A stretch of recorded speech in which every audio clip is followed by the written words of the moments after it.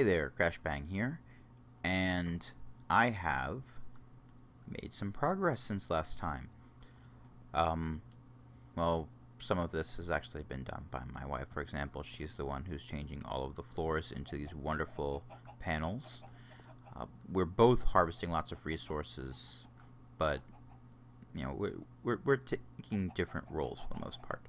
Okay, so I wanted to show you a few cool things. First up, pressure plates. Now, you may have seen these in a lot of YouTube videos where if you make wooden pressure plates, you can put them on the inside and then you can go out without having to bother opening the door. It opens for you, and once you've gone outside, it closes the door afterwards because the pressure plates release a temporary redstone signal, so it opens the door and then closes it again. Now, pressure plates are nice, but you can't put them outside your house because then the zombies that come over to bang on your door and say hi come over and step on the pressure plate and come right in and then say hi and eat your face. So that's a bit of a problem, except there is a way to make obsidian pressure plates in Feed the Beast, and those are much, much nicer. So basically, to do that, you just take obsidian, put 2 obsidian next to each other. I'm going to make 4 of these. There we go. And what we can do now is we can set these up inside and outside of these gates, and it doesn't matter because zombies and creepers and skeletons and, well, spiders can climb right over the fences, but never mind that. They can jump up and down on those all they want, and they're not going to actually open anything for us. So it makes life much nicer so far as Feed the Beast is concerned, and having to stop and open doors and close doors and whatnot. I could even go and replace all of these wooden doors with iron doors, which I probably should at some point, because it makes them, you know, sturdier and whatnot. And I'm not going to have the same issues I've had before with lagging, where I go to hit the button that I put on the side, and then I go through the door, and it closes too fast, and, well, I have issues with server lag on occasion. Okay, so obsidian pressure plates, very cool, but that's not the only cool thing I wanted to show you today. Now, this is the next cool thing. This is the macerator that I showed off before, and this is a new furnace. This is an electric furnace. It's powered by EU, or I believe energy units or electricity units, or I don't know what the E stands for. It could stand for either of those. I've got some solar arrays out there that when the sun is up, it powers these both. So when I come back from a mining trip, or a turtle comes back from a mining trip more likely, I can take all the ore that can be macerated, I throw it in here, it feeds in. I don't need to worry about, oh, do I have a furnace that has coal in it or charcoal in it. It just keeps on going. Macerates everything, throws it into this wooden pipe, which is powered by a redstone engine. I'll talk about those in a bit. This chest is kind of redundant. I should probably get rid of this, but I've just been lazy and haven't moved it. I put it here in case there was an overflow problem, but there is no overflow problem. It just works. So it comes through here, comes up and around and into this hopper here, which goes into my electric furnace. And as long as the sun is up, or there's a full battery, this battery's been completely drained, so you know it's not going to do anything for me right now. It'll do whatever you see in a normal furnace. It'll just do it in here, and then this redstone engine pulls it through into this output chest, which is kind of nice. So anything you can put through a normal furnace, you can put through an electric furnace. It'll smelt it just fine, and you don't need to worry about, like some people do, like I do personally, where, okay, well, I can smelt this many things for this amount of coal, and does it evenly divide? Am I wasting energy? So I'm going to hold on to this until I have a stack of 10 or whatever. No, I don't need to worry about that because it just keeps going so long as the sun's up. Solar energy is not wasted energy. It's not wasted, so you can just keep on going and not have to worry about it. I just throw whatever stack I have in here and it gets to work. Okay, so, oh, I should probably talk about these chests. These are not wooden chests. These are iron chests. Now, you make iron chests. Let me show you. Okay, so wooden chests, everyone knows how to make those for the most part. You got 8 stone and you put them in a circle. 8 stone, yeah, right.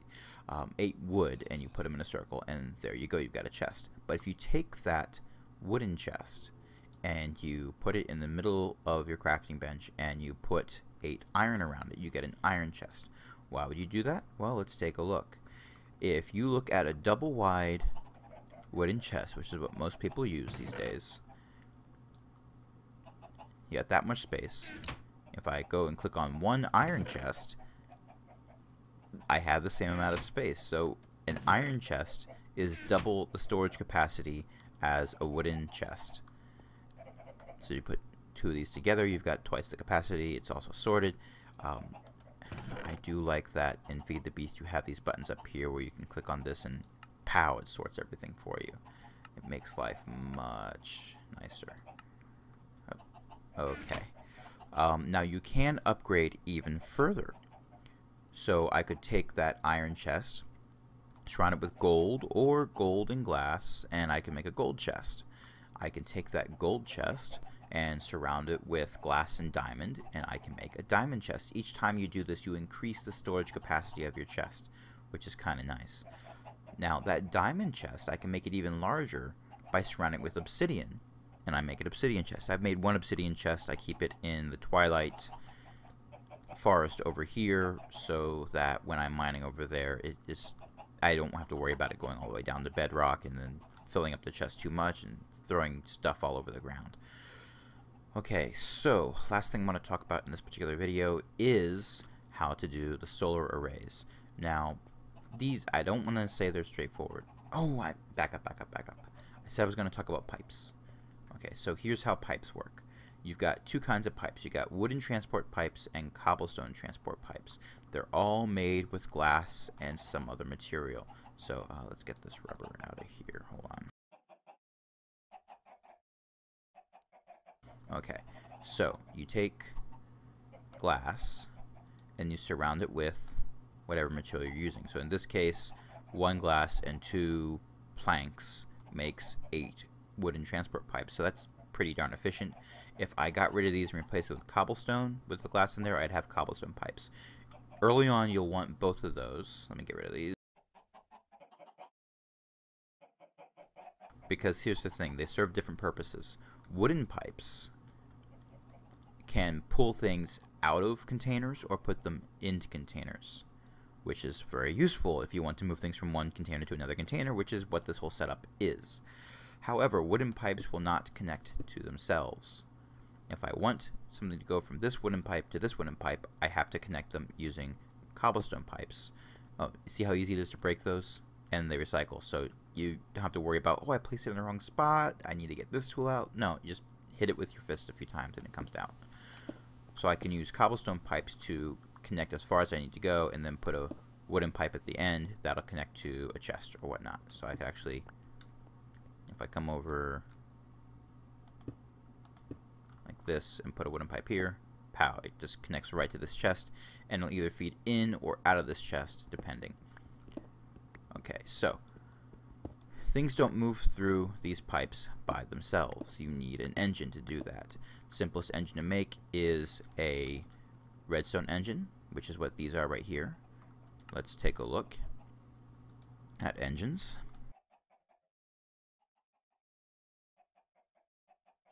Okay, so redstone engine, fairly straightforward. Planks, glass, wooden gears, which are really easy to make, and a piston, which you are familiar with pistons from vanilla, I hope.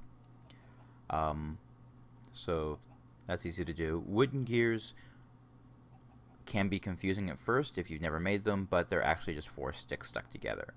You'll occasionally see recipes that require stone gears. You take a wooden gear and you surround it with cobblestone, and there you go. So yeah, that's nice to know about how gears work.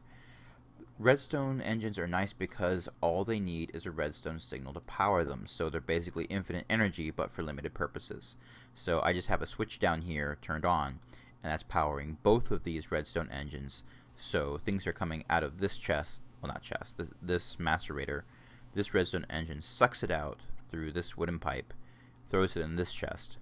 This redstone engine sucks it out of that wooden chest at the same rate of speed, so you never actually see a lot of stuff in here, and pumps it all the way over here into this, And this last redstone engine sucks it out of my furnace and puts it into my large iron chest for output.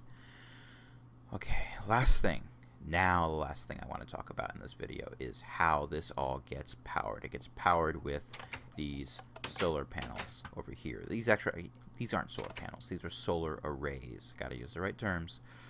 Because solar panels are in the game also. The issue is the solar panel is what you make first. And if you've made a macerator or an electric furnace, then you've made electric circuits before, 6 copper wire, redstone, and some refined iron, and you get yourself an electric circuit, which is kind of nice. The generator, we talked about those before, rechargeable battery, refined iron, and an iron furnace on top of that. Chances are, if you're up to this stage, you've made a few iron furnaces and generators already, which is, good because you can recycle those. Coal dust is made simply by taking coal and throwing it in the macerator. So that's easy to do. So coal dust, glass, generator, and circuits will make you one solar panel, which you can treat solar panels the same way you treat solar arrays, in that you've got a little spot here that you can take like a rechargeable battery or a tool that needs power and throw it in there, and it'll charge it up over time. So that's kind of nice, but they're not going to generate enough energy to send through copper wire like down here to power all of your cool things. You need to make a solar array for that. To make a solar array, you take a whole bunch of solar panels. So this is why you really want a macerator early in the game, because you need to double your iron output so you can make all this cool stuff. Otherwise, you're going to be mining forever and a day. So 8 solar panels and a low voltage transformer, which is somewhat easy to make. Copper cable, and wood, that's simple enough. You can do that. As you go higher in difficulty, you get some problems. For example, I gotta take 8 low voltage solar arrays and combine them with a medium voltage transformer, which is doubly insulated gold cable and a machine block made out of refined iron, in order to get a medium voltage solar array. If I want to make a high voltage solar array, it's gonna be so the resource requirements increase exponentially.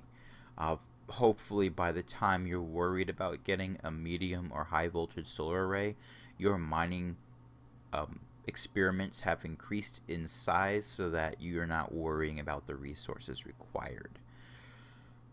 One last thing about solar arrays is, don't place them with the idea that you're going to use them for the upgrade that you're making.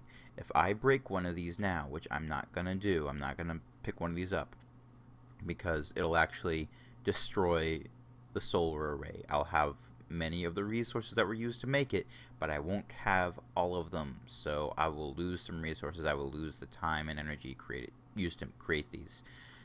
Make a few of these and have them running, but put the rest of the ones you make in storage and don't use them until you're ready to use them as a material to make the next thing up.